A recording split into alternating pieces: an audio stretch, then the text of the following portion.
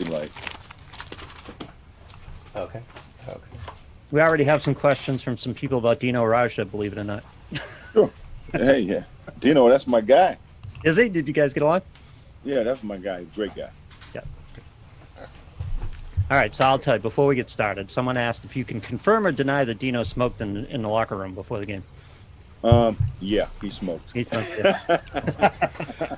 Wait, are you guys already talking about the Dino Raja story?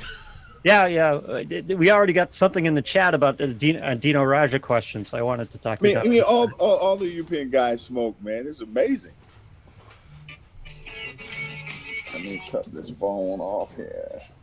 Sure, the cards that we need. Okay. Oh, I can see your updates. Yeah. Great. Sounds good. Well, Mr. Wilkins, thanks for joining us this evening. No problem, man.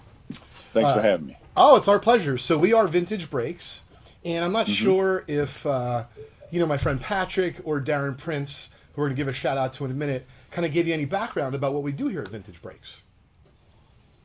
He wanted to surprise me. I thought so. So once again, before we get started, special shout out to Lou, my co-host here, who's been with us every step of the way the last several years, our team here at Vintage Breaks, and Mr. Wilkins. A special shout out, of course, to Darren Prince and the Prince Marketing Group, which made today happen, and Patrick, our friend who does everything from social media management to amazing murals. So, Mr. Wilkins, what we're going to be doing here today as the highlight of having you besides talking shop is we're going to be opening up a pack of basketball cards from 1986 Fleer. And have you ever seen this pack before? I can't remember if I have. I know Fleer very well. I've signed a ton of stuff for Fleer. Sure. So let me ask you a question before we kind of talk about this 1986 Fleer pack. When you were a kid growing up, did you collect anything at all? I was collecting cards. I mean, 'cause I was a big basketball guy. Most guys, when I was growing up, collect baseball cards. Very few basketball cards. I started out collecting baseball cards when I was very young, and then quickly it went to basketball. Well, that's really cool. Now, were you so into it that you got a childhood, job at the corner store and took all of your pennies and nickels like I did to buy baseball cards, or were you smarter than that? I took that little money I made growing up in Baltimore, Maryland, and I was buying snacks. Did you have a favorite place that you used to go? Because for me, I would go up after school up the hill. I would go to the pizza shop. I would go to the card store, but I would go to the card store first because I wanted to have enough money so I didn't have to bother my mom for a slice of pizza and a soda. Well, I went to card stores with friends of mine, but it was one place that was a famous place in Baltimore. We all went. It was a sub shop where everything happened in the sub shop. Sure. It was that corner store sub shop that had the best subs that I probably think I ever had. That's cool. Now, is there one particular card from when you were a kid that stood out to you that you wish you still had today? Dr. J. Oh, did you have his rookie or just any of the Dr. J cards? I had one of his cards early on when he was in the ABA. Okay, sure. Yeah, and that's when I fell in love with Dr. J. Because I like the big afro flying backwards, and number 6 was, I even start wearing this little wig, Whoa, wait a minute. Is this have you told people this before? Very few, but great. I feel very privileged. Tell us, please. The wig never stayed on, but I look good going up. That's hysterical. Now, did you wear the wig while you were playing ball, or you wore it behind closed doors in the house? Well, I wore it behind closed doors mostly, but I thought so. I just want to ask. I wore it outside a couple times. We want to, have fun and for jokes and laughs and giggles. It was just fun, man. Because in my neighborhood, everybody was a Dr. J fan. Sure. Well, if I could make a suggestion before we kind of get down to the cards, I think it would be hysterical to see you put on a Dr. J wig for this Halloween and go out as Dr. J. I think that would be great. Instagram would light up. I tell you what, I'd do that and send you the picture. How about that? All right, please. I think that would be fantastic, man. That's awesome. So before we continue, I want to make sure that I'm talking to you the way that you'd like to be addressed. Do you prefer Mr. Wilkins or is Dominique okay? What would you like? You can call me Neek. Neek sounds great, and it's very easy for me. Rolls off the tongue real well. When we open this pack right here, this 1986 Fleer basketball, it's really special, and it's expensive. And the reason why it's so special and expensive, Neek, is because we potentially could get your rookie card, which I'm going to show off in just a minute. We could also get his Airness, Michael Jordan's rookie card. Mm-hmm. And what's really wild, I'm not sure how much you've paid attention to the card market in the last several years, but they now grade cards.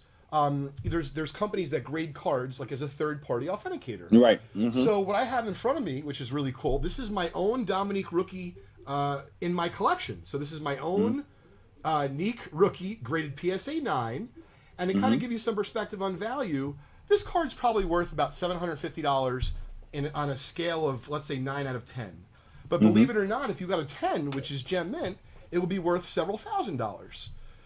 And so the Michael Jordan rookie, which we're about to try to pull out of this pack along with your rookie card, a Michael Jordan rookie goes for, let's say, $5,000 or $6,000 in an 8 condition out of 10. And in a 9 condition out of 10 goes for, let's say, about $15,000. And in a perfect 10 condition graded by PSA, it could actually sell for north of $75,000. So people today are not only excited to be opening packs with us here live on Vintage Breaks, but they're also really excited about what this little treasure may hold for us today. Okay. So it's the unknown that gets everyone super duper pumped here. But before we open it, because you definitely came from one of my favorite times in the NBA, you played against guys like Larry and Michael. Who was, in your opinion, that you feel comfortable with saying, who was the best trash talker in the NBA in the 80s and 90s when you played? Oh, man, we had quite a few guys. Woo, man. Bird is at the top of that list, that's for sure. Oh, Larry Legend. Can you give us a little juice, like a little snippet? Oh, well, one of the things Larry said to me when I was a rookie, I never forget this. I'm excited. I'm a rookie. I'm playing in the Boston Garden. I'm getting ready to play against the Celtics, and I go to shake Larry Bird's hand, and he took both his hands and he put behind his back. He wouldn't shake my hand, So I said, well, maybe he's just getting into the game. So the first play of the game, I'm guarding him. He said, I don't know why they got you guarding me, Holmes. And he shoots a 3. Now, I wasn't mad or upset he made the 3. I said, but this son of a gun, did he just call me Holmes? And, he did it like twice in the game. So I remember being really, really mad. So I remember I'm PO, okay? So I'm coming down the left side, and Larry Bird is backpedaling. And they pitched it to me, and I'm going to the back, and I jumped, man, and I'm pumping it by my head. And he jumped, and I said, I got this son of a gun. And I dunked it on him. He fouled me, and I'm pointing, talking trash back. And he said, hey, Rook. I said, what? He said, I like you. You got balls. He said, but I'm still getting 40 tonight. And so, yeah, but that was the only time he ever talked trash to me my whole career. He had a lot of respect for me, and I had a lot of respect for him. But you had guys like Chuck Person, another big trash talker. My brother Gerald talked a lot of trash. Even Michael at times, if he could get in your head, if he knew he had you, he would talk a little trash. But Larry is one of the best. Well, that's really interesting to hear. So correct me if I'm wrong, but it really was done as a strategy to basically get in your head and throw you off your game. Oh, it was. A lot of guys like that who were tough, and a lot of guys like Rodman who were defensive players, guys who would try to get in your head, get you off your game. And Larry was a master at that. Getting you to the point where you forgetting about basketball and you think about killing them.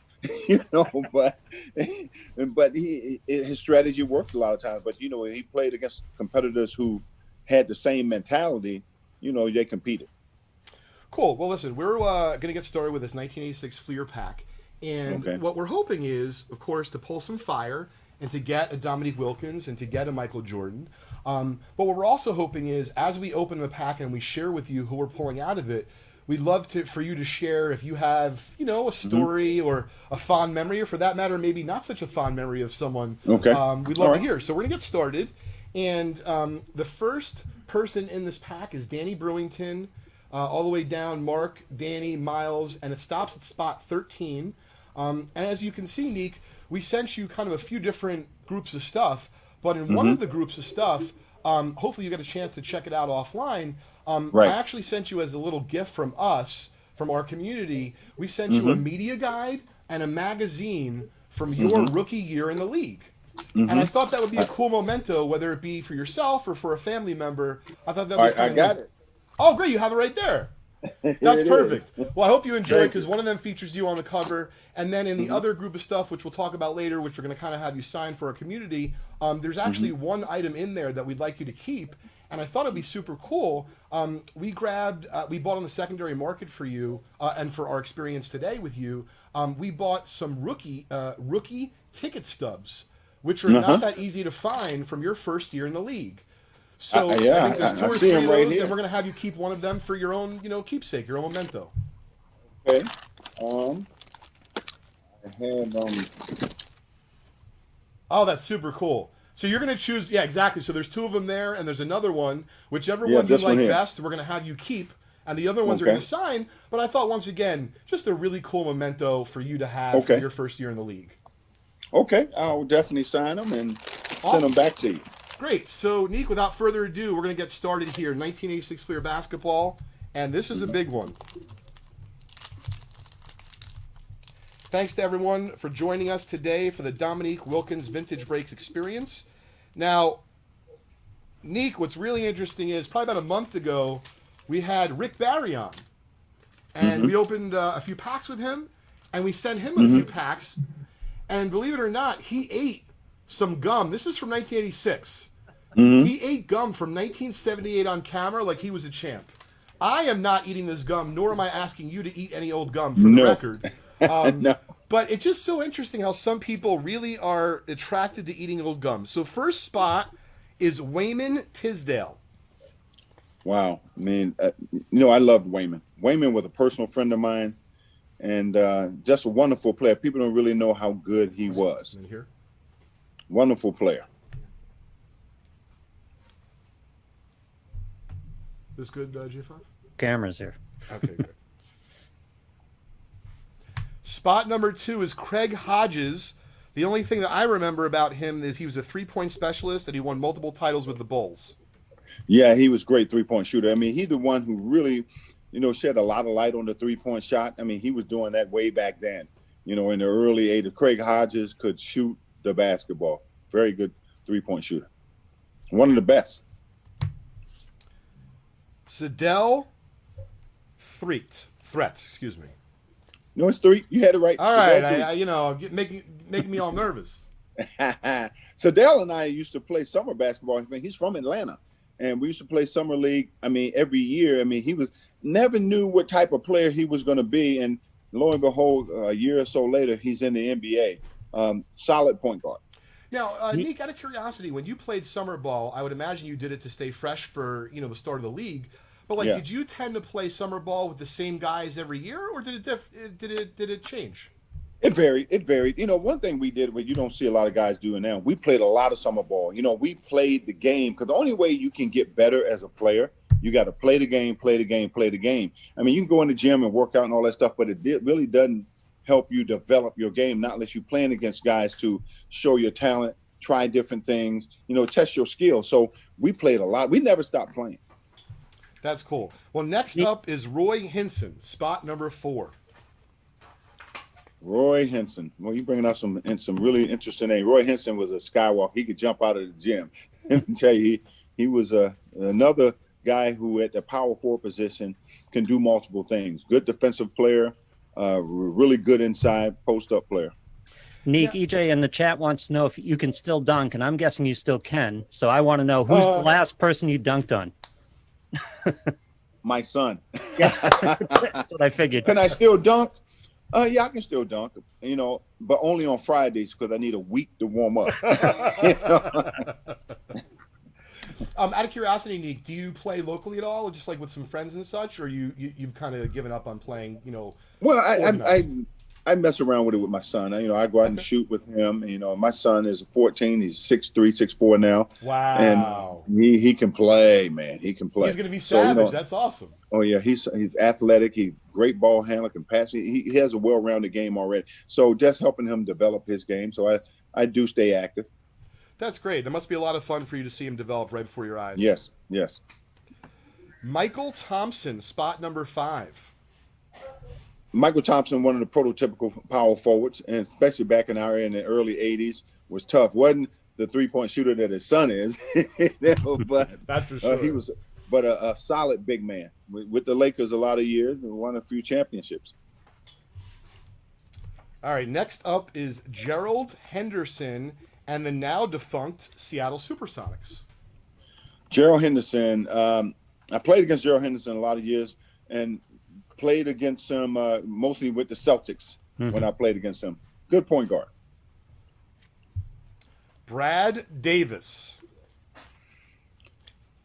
Brad Davis, mainly, he was a guy who controlled the offense for the Milwaukee Bucks. Another solid point guard who didn't make a lot of mistakes. A very good shooter from the outside, had a really nice jump shot, but it was really good at setting people up and really knowing how to run a team. What I find amazing, Neek, as we're going here is, by the way, for folks just tuning in, Neek doesn't know what's coming out of the pack. So he's doing all of his analysis and his feedback that he's sharing with you right off the cuff, like off the top of his noggin.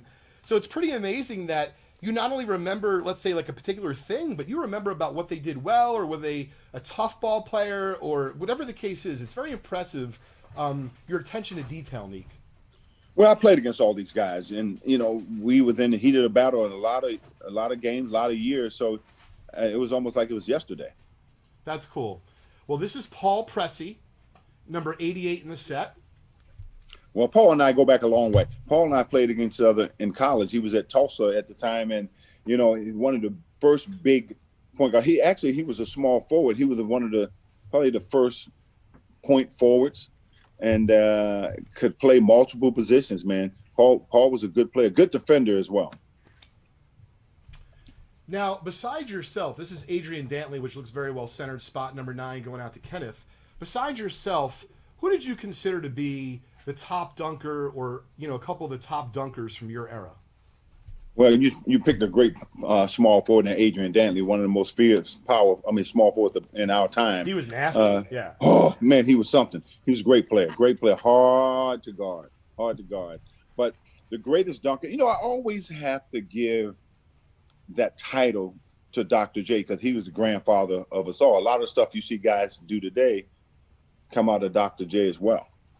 That's cool. Well, I like to hear that you're paying homage to, to the OGs of the ABA and the NBA. And I agree with you. I think Doctor paved the way for a different style of dunking. Well, you know what? You can't have history without these type of guys like the Dr. J's, the George Gervins, the Moses. These guys was legendary. And so I think we have a responsibility to pay homage to the guys who did it before us. Yeah, I love to hear you say that. We have a question from our community Neek, and they're asking, who was the most underrated player that you played against during your career? Underrated player that I played against. Wow. I probably would say, and I don't know if he was underrated. I never feared anybody ever play against, but he's the only guy ever made me nervous, and that was Bernard King. Oh, I saw Bernard King speak, and he is such an intelligent gentleman, and he was such a great player. And tell us a little bit more about Bernard. Bernard, when I played against Bernard, I couldn't sleep the night before I played against him, because it was like he was a machine. He was getting 40. I don't care what you did. I remember one time I said to him, when he went in the Hall of Fame, he asked me to bring him to the Hall of Fame. I was like, we never shook hands. We never smoked. We never did any of that stuff.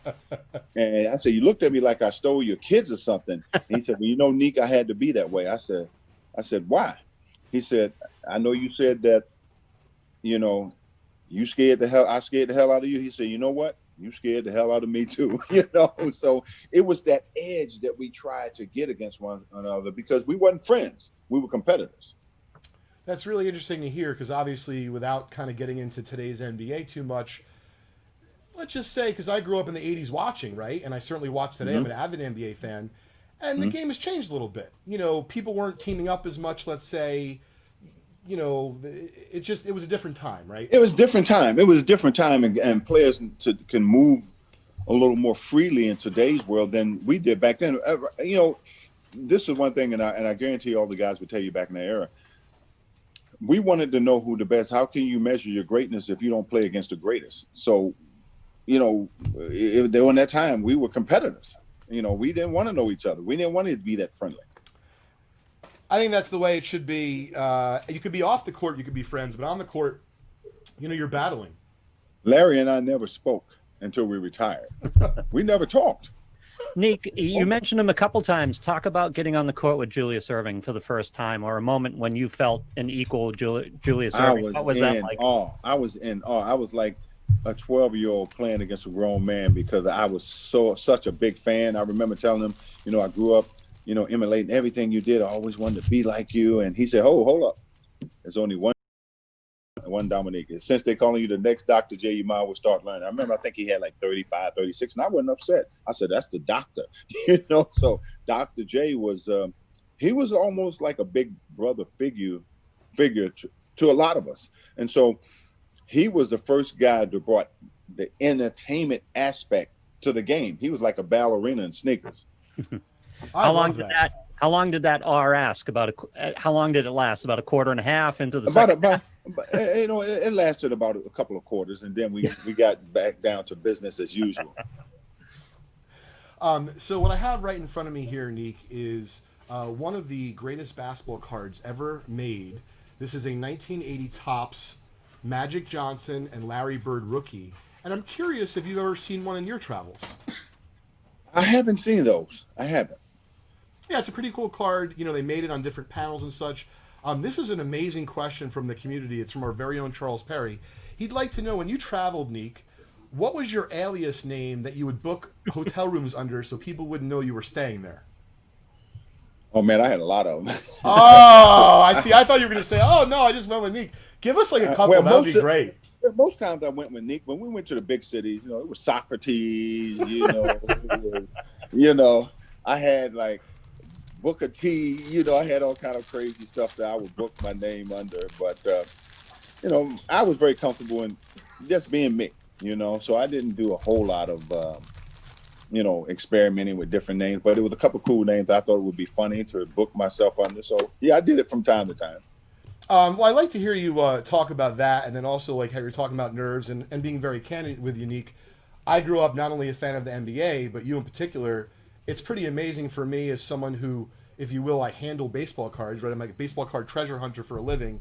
And the fact that we've incorporated some amazing athletes like yourself and others over the last few years into experiences with our company, it made me a little nervous. That's why I said, "Oh, Doc," before, because I was thinking about Dr. J, and I've met Doc, and he's kind of the way you described. You throw all of your inhibitions out the window, and you become a little kid. So I guess my questions, what I'm getting to is, whether it was Doc for you, or it's you for me, or anyone in our community, how, when you got on the court, or even in the game of life, when people are or an individual is having anxiety, or they're nervous but they're still trying to perform, what do you recommend to someone in that position? I think when you're competing, being nervous is a good thing because it prepares you for battle. I don't care who I played against. It could have been the weakest guy or the toughest guy. I was always nervous because, again, it would prepare me for the game. It would prepare me to battle. And so any guy tell you that he's never nervous, he's not telling you the truth. Nick, I got to ask you, we had your buddy Steve Holman on last week to talk to him because he's a friend of mine too, and set up the Tonight Show. And I'm a Boston guy like he is, and I asked him, so I'm going to ask you. Game 7 of 1988, you against Larry Bird, is a where you were moment here in Boston sports. And I remember being in Faneuil Hall watching that fourth quarter. Tell me about it from the inside. What was it like in the Garden in that fourth quarter in '88? Well, what set up that monumental game was Game 6 in Atlanta, which we should have won, and we blew our opportunity. We had that game won in the end and had a couple miscues down the stretch, a couple mistakes. And Larry Bird made a prediction after the game. He said, "Atlanta blew their opportunity. I'm guaranteeing a win in Boston." This was headlines. Yeah. And I remember watching them headlines the next day when we were going to Boston. And I remember coming out the locker room, and I said to my teammates, I said, "We're going to win this bleak game. If you ain't ready to fight, you ain't ready to go to war, don't come out here. Whoever guarded me tonight going to have a long night." Unfortunately, Larry Bird was telling his teammates the same thing down the other end. So it set up that great night, that great game.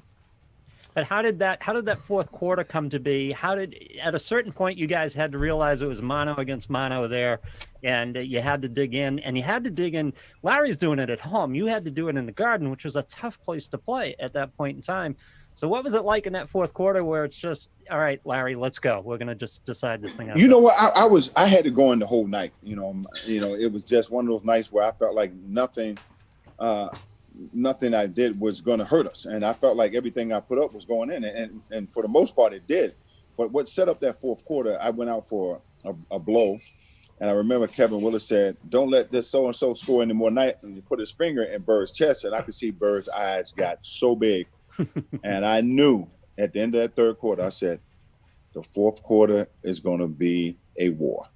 And we just went toe-to-toe. That whole fourth quarter was just he and I.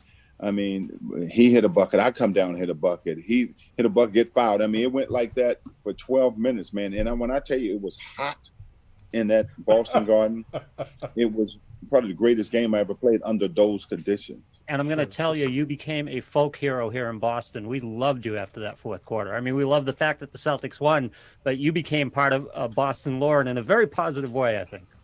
Yeah, you know what? Even in a loss, and I do agree, I think it really gave me a lot of I think the Boston fans gave me a lot of credit, and they really appreciated who I was as a player. Because most people, when they talk about my career, when they talk about basketball, when it comes to me, is they always say, "Oh, he was a great slam dunker, two-time winner of the slam dunk contest." And I often tell people, I say, you know something? It's very difficult to score over 26,000 points on dunks. I was a complete player. I was a well-rounder. I had it in mid-range. I could shoot the three. I played my back against basket. I take it up. So I had an arsenal of moves that I worked on year after year. My first 4 or 5 years, I came in with one or two new things in my game. So it made it very hard for one guy to guard me. So I built my game on being a complete player, learning how to play the game on the ground as well as in the air, coming more fundamentally sound. But, when you're a high flyer, a lot of people equate you with just being that alone. They don't see the other aspects of your game.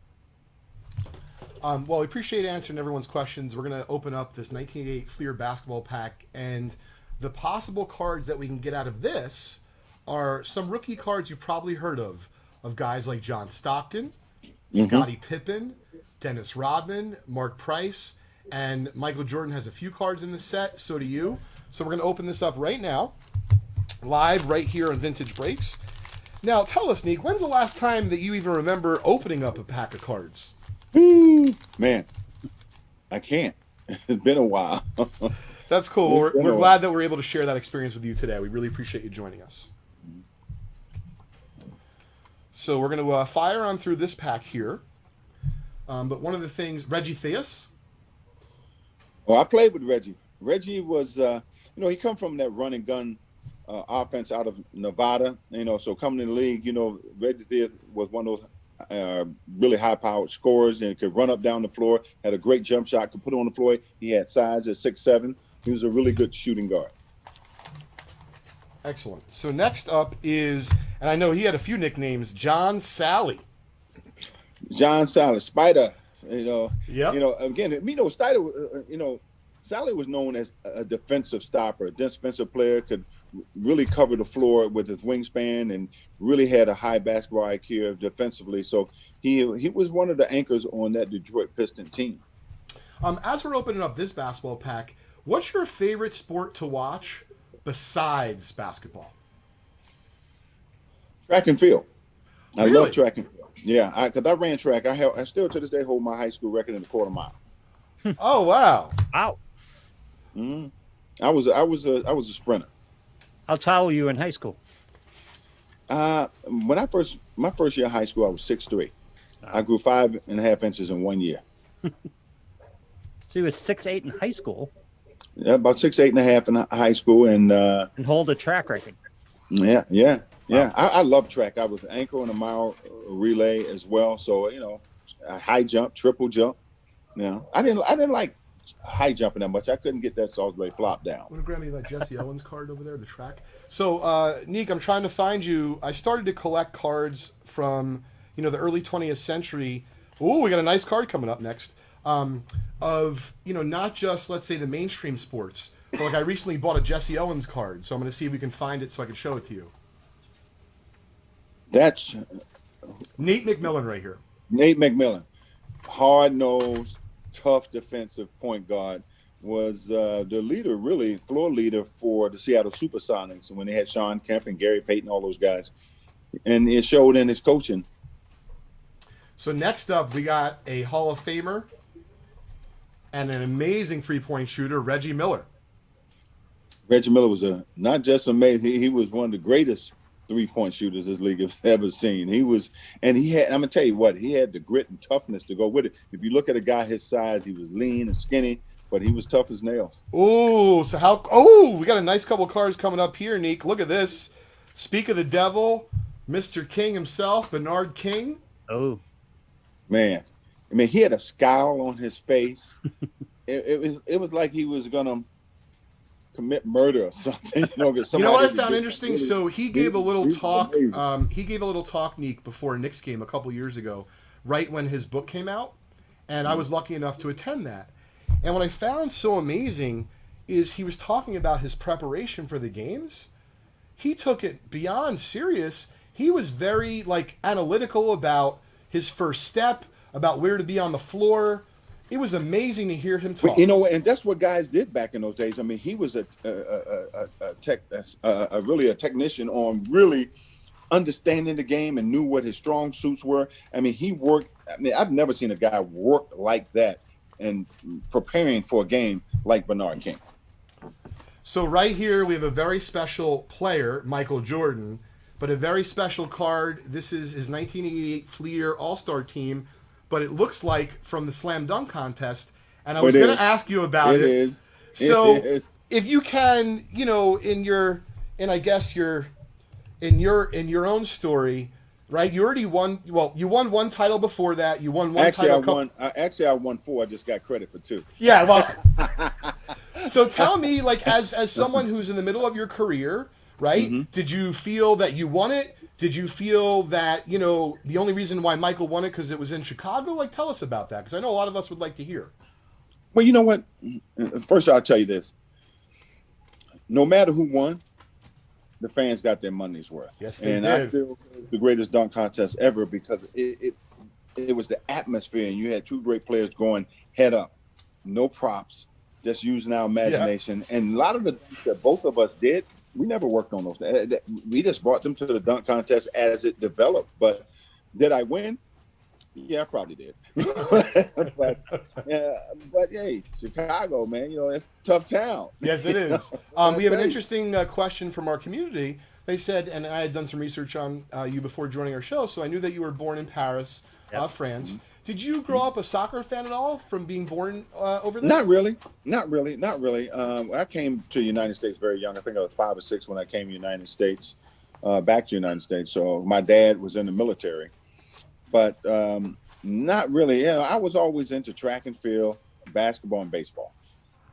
Nick, how did your military upbringing play into your professional career and into your development as an athlete? Did you bring that to the table? Did your father instill that in you? Well, my father was all about discipline. And he taught me that at a very early age. My dad ended up not being in our life, after I was about 12 years old. But early on in my life, he taught me discipline. Even after he left, he would give me the best tools possible. So I thought that military background definitely helped me for sure.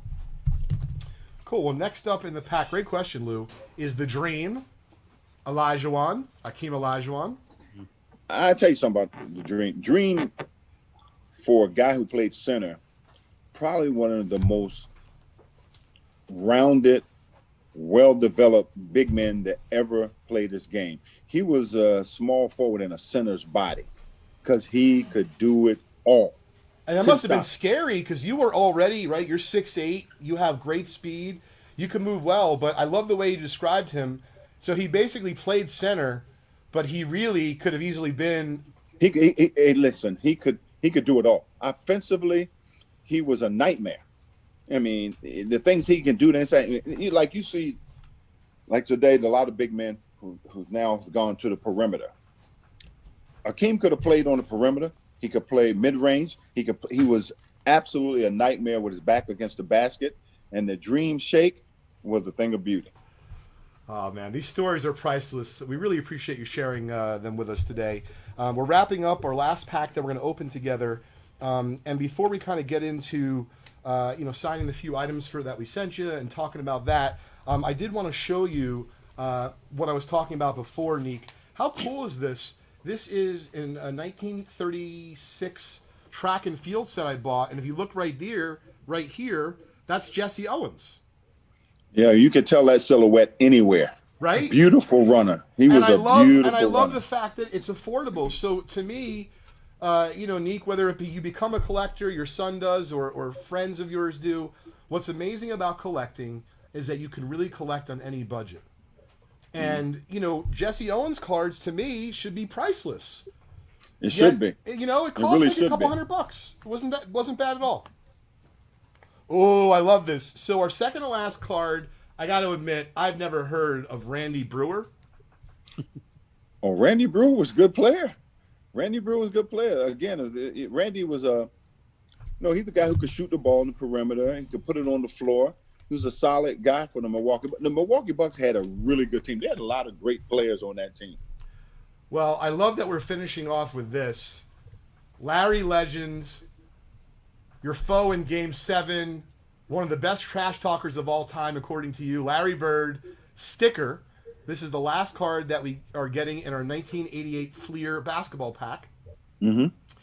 And in just a moment, we're going to ask, if we can kind of sign the items. We'll show them off to our community. But one of the things I wanted to point out, because to me, when I saw this stat, and I have the list in front of me because I didn't want to, muff it up at all.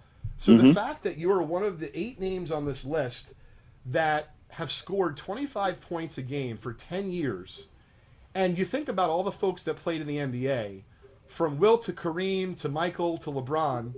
So the following 8 folks, led by you, have all scored 25 points or more for 10 years in a row. Check out this amazing list. Jerry West, Michael Jordan, you, Karl Malone, Shaq Daddy, Iverson, LeBron, and KD. Pretty amazing, list. And what I'm curious about is, if I'm not mistaken, Nick, you're currently the vice president of the Hawks? Yes. So does that, I would imagine for the guys that are retired, you can talk to very easily, but being the vice president and being active in the game, are you actually, are you allowed to have relationships or friendships with guys like LeBron or guys like KD? Of course. I have a lot of respect for all of those guys. KD growing up in Maryland, pretty close to where I'm from. I'm a fan of his. I'm a fan of LeBron. I'm a fan of all these young guys who play today. And to have a list like that, 8 guys in the history of this league to only do that, that's pretty amazing. Yeah, it really is. And, shout out, I'm sure, to your father and your upbringing. As you mentioned, being, someone who, was raised by someone in the military. My sister is proudly married to someone who serves our country. And, I see the way he interacts with his kids. And, candidly, I try to do that for my son Crosby, but it's not easy. So to grow up with that discipline and to make, an amazing career like you did and to be able to still be involved in the game of basketball at a high level, I'm sure you must enjoy it very much. Oh, I do. And now to see some of my own family members, my nephew who's military, I had a daughter who was in the Navy. And so military experience really kind of translated in my family. I think it trickles down from my grandfather to my father. And now you see other members in my family who's in the military to hopefully have that same type of discipline. Nick, I'm not necessarily talking accomplishment or ability. I'm talking more about style. Is there a player in the NBA that you see yourself in? Who's the closest player to you in the NBA right now? And again, I'm not necessarily talking about overall ability or star power, just style of play. I would say this.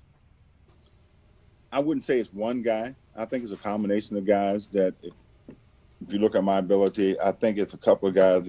One that kind of brings to mind the style of play. I enjoy playing. Now, I played the up-tempo game. I like to get up and down, play above the rim, also find different ways to keep the defense off balance. My whole thing was playing all out all the time, keeping the defense off balance. And if I can get a guy backpedaling, he had no shot of guarding me. And so that was the thing I've always thrived on, because I felt like if I can get another foul early in the game on a great player, I create an advantage for myself. Now he don't play me as hard. But my thing was always trying to get to that free throw line 8 to 10 times a night. Yeah, I'd love to hear about the strategy. Great question, Lou. Amazing questions from our community. Nick, I know we've already kind of kept you a little bit longer than we talked about. We, of course, appreciate your generosity with your time and your stories. Yeah, the last thing we wanted to do is if we could sign a couple of the items that we sent you on camera. Sure. You know, that would be great. You know, we sent you anything from like your rookie cards to tickets and jerseys. And, you know, it doesn't have to necessarily be signed on camera because I realize you have a little space to sign. But we just want to show them off to our community because we know they're excited. Okay, well, first I'm going to sign for you is this rookie card. Handsome fella. Oh, yeah.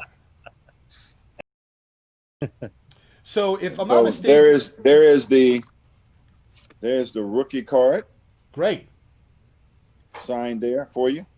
awesome. And I see quite a few more items here. How about this All-Star jersey? That would be awesome for you to sign for us and to show off on camera. That's fantastic. Thanks so much, Nick. All-Star jersey. Yeah, it's a here. nice one. What was That's your a nice- favorite, and I don't want to keep you longer, but like if you can tell us quickly, what was your favorite All-Star game memory? Because I love watching the All-Star game I just think for the camaraderie. I think the Chicago All-Star game. Really? Okay. Chicago All-Star game. Jordan and I had a wonderful game.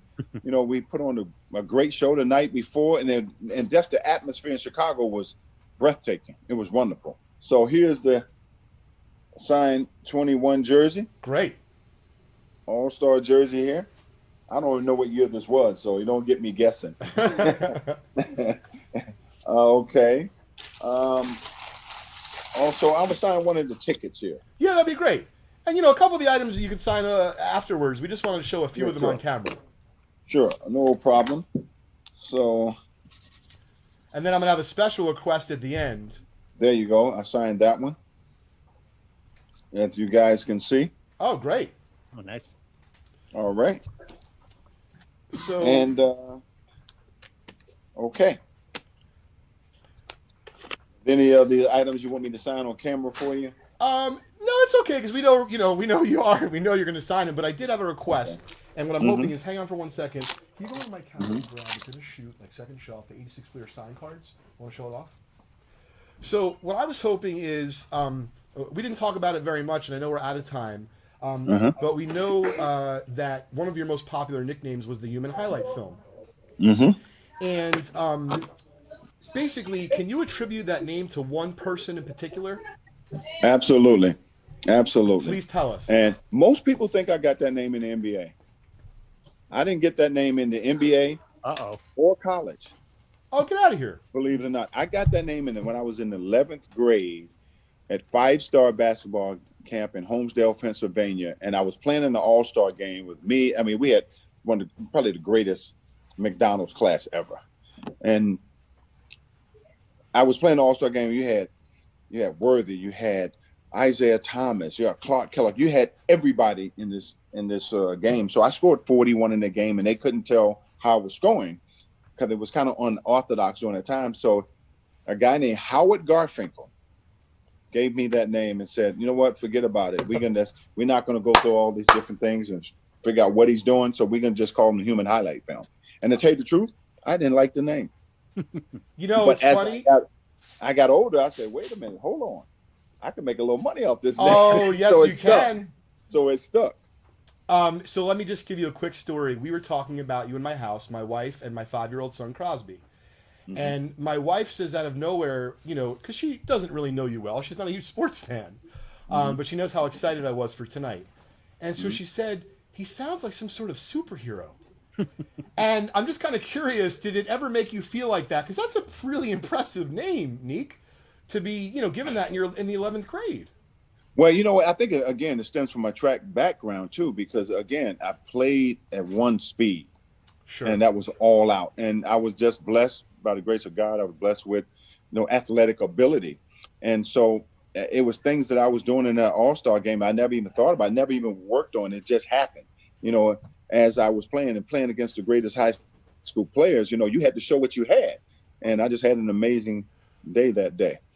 That's really cool. Well, listen, the last request I was going to have certainly no pressure, but I wanted to share with you, and this is for my son Crosby, who I don't normally bring up during the athlete breaks, but I collect vintage basketball myself, and I'm working on some signed sets. So I wanted to show you one of my passions, Neek. These are some cards from the 1957 top set, and they're all signed. So, like, that's a Bill Russell signed rookie. Right. That's a Bob Cousy signed rookie. So one of the red cards I sent you, the rookies, I was wondering if you would write something to my son Crosby and write, like, basically to Crosby, sign your name, but then if you would add your inscription, which I know you don't do very much, I'm going to add that to my set, and I'm going to show you, I'll send you some images. I have over half the set signed, and several of them are personalized to my 5-year-old son Crosby, and I can't wait till he's a little bit older, and I'm hoping he appreciates them. No problem. I'll sign it for you. No problem. Awesome. Well, thanks so much, Neek. I really appreciate you being with our Vintage Breaks community today. The stories were unbelievable, and I mean, very candidly, you're way over on your time, and we just are so grateful that you were here. Special shout out again to the Prince Marketing Group and to Patrick for making this happen. Neek, please stop by anytime. This was amazing. My pleasure, man. Thanks for having me, guys. Thanks so much. We love you. Take it easy. All right, man. Take care, guys. Have a happy and healthy holiday season. Take care. You too. Bye-bye. Okay, so how do I talk to the community now so I can just say... Sure. Thanks, Lou. Hey, thanks, Lou. Appreciate it. Oh, thanks, Lou. Thank you, guys. Have a good break tonight. We'll talk to you later. We'll talk to you tomorrow night on the loft. Oh, Lou, sorry about that. Great. All right. I can't hear Lou anymore. Did he talk? I'm not sure. Oh, he's off. Oh, he's off. Okay. Okay. Wow, unbelievable, Neek. I love it. I'm thinking Mr. Wilkins. I'm thinking Dominique. He's like, no, just Neek. Just Neek. Wow. So you realize, like, he's rattling off some amazing stories about guys he hasn't played with in... Like 30 years? Oh, 30 plus At years. least. And he's like, oh, yeah, no, he was deadly from three-point range, and, yeah, he was... He's like a whole scouting And, like, the report. way he talked about Dream... Oh, he was. That's Yeah, no, listen, this was so much fun. Really appreciate everyone joining us here. Hey, what's up, Dom, Bri, Brad, Joe, CP? I wanted to let you know that I tried to make a conscious effort this time to try to ask a few more questions from our community. Admittedly, as you saw, you can get a little bit nervous. I called him Doc at one point. I'm like, oh my God. I'm like, just shoot me, man. Like, I can only see him, like, imagine you, like, text Doc, like, don't talk to this kid. This kid's an idiot. So I was thrilled that, you know, we just rolled right on. But really, like, how amazing of a guest was he, and how gracious with his time. The memory of every He's single amazing. player. He was like, oh, this is. And how cool was that? I remember we had a Jesse Owens card that I just bought. I see J5, like, struggling out of the corner of my eye to Thank go goodness after you it. wrote something. I'm like, Yeah, no, it was really cool. And, you know, I didn't realize that he was given that nickname in 11th grade. yeah. And he knows, by the way, I don't know if you could tell, he doesn't sign that inscription very much. You think he'll say? I wasn't too concerned either way, but I don't know if you saw, and I wanted to get into it, but we were already like 12, 14 minutes ahead, and I don't want to, like, you know, make it go longer. I purposely asked for him to sign it to Crosby. Right. Because this is not an item, and this is my advice to folks out there. If you meet an athlete and you want to get something signed, and you feel a little bit uncomfortable, but you really just want it for the love of the signature and the item itself, ask them to personalize it for you. They're likely going to understand that you're not going to resell it. And, you know, for me, I can show Neek, you know, have over half the set signed, and I know it's only going to one place. It's either going to go to Crosby, or when I'm out of here, maybe I'll go to an auction house. But, you know, only time will tell of that. Oh, the Larry Bird home story? Oh, my God, I can't wait to tell my friends. But you could totally see Larry Legend doing that. Like, what's up, Holmes? What's up, Holmes? So I'm going to continue to break the packs. Yeah, no, I'm not going to mess anything up. So realize Neek signed some of our items on air. I'm sure he'll sign the rest off air, but we were already way over in the time. And so I really didn't want to, you know, ask any more of him. But thanks again. Special shout out to Dominique Wilkins, Prince Marketing Group, and specifically Darren Prince, who's actually from New Jersey, and to Patrick Ganino, and of course our Vintage Breaks community and family for making that happen. That was a tremendous amount of fun. All right, I'm going to have J5 take over. Next is Jordan. Okay. Yeah. What'd you say? Next is Jordan. Oh, yeah, we could do I Jordan. was or say, when nothing. we getting Michael Jordan on this show? So I forgot. Sam just reminded me, folks. We are going to have a very special 10 at $100 bonus promo right now. It is off grid. Everyone's going to be a winner. First place is a graded hit random spot, the $125 kind. Second place is a 1953 Topps baseball set break spot. Third place is a Break-A-Maniac spot. Fourth place is a VIP $1,000 promo spot. Fifth place is a $500 high roller. Sixth place is a 1970 Topps basketball. And the next four will get a 1984 USFL spot. Once again, the next 10 entries that spend $100 at checkout at vintagebreaks.com will receive one entry into that promo, plus all the other action and juice that we have at vintagebreaks.com. And once again, a special thank you to Dominique Wilkins. I mean, man, doesn't really get much better than that. And was truly a lot of fun. So thanks for joining us. Oh, Lou, that was amazing. Yep, join us tomorrow afternoon for Leighton's Loft. I'm a terrible promotion guy. I can't even believe this. So I just remembered we have a very exciting announcement. The guys don't know either. We're announcing our next athlete celebrity break right now. Oh, okay. So that's it. It was like a Oh, we're suspense. either like a, hey, I'm excited, or no clapping until we reveal. Yeah. But that was like, I'm not sure, Doug. He got You gotta- excited. He got I don't excited. All right, so it's funny. I'm not confirming the name. I certainly remember the athlete. I'm confirming the date. Let's see here. Okay, so on November 19th at 8 o'clock Thursday, we are going to have former Buffalo Bill and Hall of Famer Andre Reed. Ooh, Very, very exciting. Please join us. Once again, that is November 19th, Thursday at 8 p.m. We're working on some other doozies, but I don't like to announce until we have commitments. But I hope that each and every one of you enjoyed our Vintage Breaks athlete experience. For me personally, it was a trip.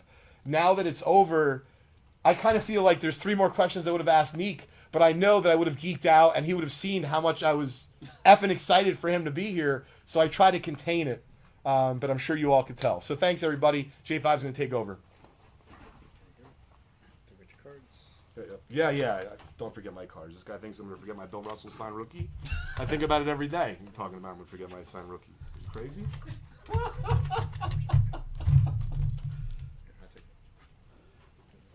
Give it to Rob. I was hoping for a little bit more heat out of the 86, but the 88 had great players. And Reggie Rookie. Reggie Rookie. How amazing was it that it had the Michael from basically the dunk? Contest. I was so. I know. You could see it. He knows he won the contest. I know. He said he won 4, but he As only gets soon credit as for he 2. saw that card, he started smiling. Yeah, he knew. He knew knew. what was up. I mean, he had the best seat in the house watching that. Yeah, So. he knew. All right, ladies and gentlemen, let's get back to our break. So, 14th through 18th. So, Doug Gauthier, Robert Epstein, Christopher Montgomery, Todd Malinowski, and LeChao Ma. You guys are getting an autographed item from Dominique Wilkins, which he's going to sign. He already signed 2. He's going to sign the rest. Just want to see the pack. And that is not, when it comes back to us, we will go ahead and ship it out to you. So, congratulations to you folks. Meanwhile, the 88 third pack has been broken already. Yep. And let's go ahead and continue with 32. What do you do between packs and wait so you're really down the opposite? Let me finish this real quick. All right, 32. November 19th, guys. November 19th, Thursday, 8 p.m. Eastern Time. We're gonna have Andre Reed, Hall of Famer, coming on to break I'm sure, an 86 Topps football pack because that is his rookie year. So, when he said he won 4, I went salt. At first I'm thinking, he's like, wait, I won 4. I'm like, wait a minute, no. I researched this. And he's like, but I got credit for 2. I'm like, oh, okay. Yeah. Sub Buttman cards. Yeah, man, that was a tough game. I already knew we were going to lose, so it's okay. I mean, the one he could have talked about, he lost the one slam dunk contest to a teammate. Spot back. Spud Webb. Yeah. Danny Brewington. Start off with Chuck Williams. Hey, what's up, Chuck? Congrats, man. Stop rapping Rajon Arando. Rapping. I realized we got 2 daily cards out of 86. That's Yeah. not terrible at all. Spot 33. We got Doug Gauthier. We got Henry Bibby. Henry Bibby. 34. Walter Davis. Look at the board. Oh, that group of 62s. I don't know where I put them. There's like 10 of them with a note. Yes. Right. Yeah, I saw a stack with a rubber band, white paper. No, it's not the flat. I just saw it. He has a group. Oh, okay. 35. Lachama. Billy Knight. Brian, he was made available to us, I think, through the marketing group. So. What made you guys want to get Andre Reed? He was available. Yeah. Yeah, he was available. We were and, given a list of names, and he was definitely the best one. And definitely worth coming on the show. I have your 2 boxes, but Terry Basher was busy. Well, you know, he's busy at the studio. He also has a TV show now on USA. I remember I saw your first Him and his comment, family. I sent the email and then you Reality show? A reality show, yeah. Here's Howard Porter close, but at 36. you got me on that one. J5, you're like super quiet right now too. So, let me tell you a little inside scoop. Whenever we have an athlete, my head blanks out and all I focus is on time, running through the packs, and making sure remind Leighton anything he might forget. So I listened to conversation in my earphones, but my mind was just like focusing, making sure that everything goes well. Everything goes smooth. It's a lot of stress going behind It's an not athlete. easy, yeah. So that's why I'm super quiet. But then once it's over and everything goes smooth and well, I'm back to normal. Stress is gone. I can drink later. Well, yeah. Earl Tatum, spot 37. Is it Anthony Bellino on Facebook user or What's that? Anthony Bellino? Oh yeah, Anthony Galena. Do you a Facebook user or you? I haven't really seen him. Both. I think If he does, it's very rare. I think it's Facebook.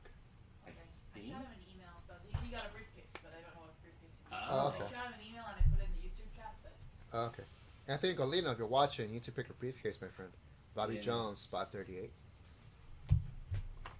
39. We got Pistol Pete Maravich. Nice. it is nice that we didn't have to disconnect from the stream though. Yes. No, I meant the mic volume. Oh, I had my yeah. computer volume at 100. That was good, that we didn't have to break from the stream. Oh, that's why I was plugged in. Sorry. There you go. You should be okay now. That's better. Man, this 88 pack was really good. Yeah. I think that's okay, right? You guys can hear me better? Spot 40, Bob Dandridge. It's third inning of the World Series already. It's the last game today? Game 1. Spot It 41. just started today. Oh. They do Steve Mix. Best of 7. 42, Leon Douglas. Of course, I said a human highlight reel instead of human highlight film. There were so many variations. Like, I mean, when I was doing the research and all, it said human highlight reel, and some of the Jim cards Jones. said it. So Yeah, I wasn't sure. we just call him Neek. Yeah. And he was like, Neek. I'm like, oh. Neek. Austin Carr. I'm like, all right, Holmes. Imagine if Leighton actually said that to him. Yeah, that was hilarious. Oh, that's typical Larry Bird. Yeah. Daryl Dawkins, 45. I remember one player said that Larry Bird used to say, like, yeah, I want to hit, like the base of the game winning shot with like no time left and right in your face. And that was Bird. That was Bird. Saw Chris here. And we always said real. Yeah, well, there you go.